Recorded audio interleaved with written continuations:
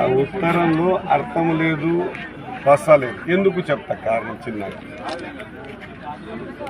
నా టికెట్ కోసం సర్వ విధాల ప్రయత్నం చేసింది, నాకు టికెట్ ఇప్పే ప్రయత్నం చేసింది కూడా రెడ్లే. నేను ఎలక్షన్లో అందరి మండలం కూడా బాధ్యత ఎట్లయితే నారాయణకు అమ్మకం తెచ్చిండ్రో అట్లా ప్రతి మండలంకి బాధ్యత ఇచ్చింది కూడా రెడ్లకే. నన్ను గెలిపించింది అందరితో పాటు రెడ్లు కూడా తో పాటు ప్రతి వేదిక మీద ముఖ్యమంత్రి రేవంత్ రెడ్డి గారు కూడా ఏమని చెప్పారు, నీకు మంత్రి పదవి ఇస్తాను.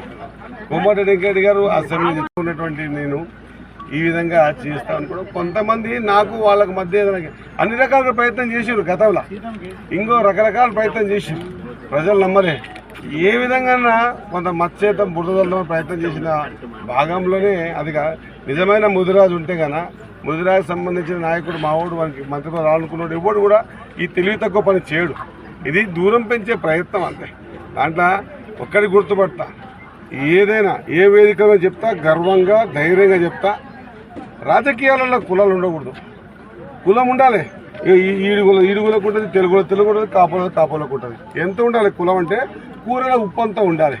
కులమే ఎక్కువ అనుకుని ఉప్పు ఎక్కేసుకుంటే తినబుద్ధి కాదు, అట్లని ఉప్పే లేకుంటే కూర కూడా తినబుద్ధి కాదు. కాబట్టి కూరలో ఉప్పు అంటేనే కులం ఉండాలి అని తెలియదు.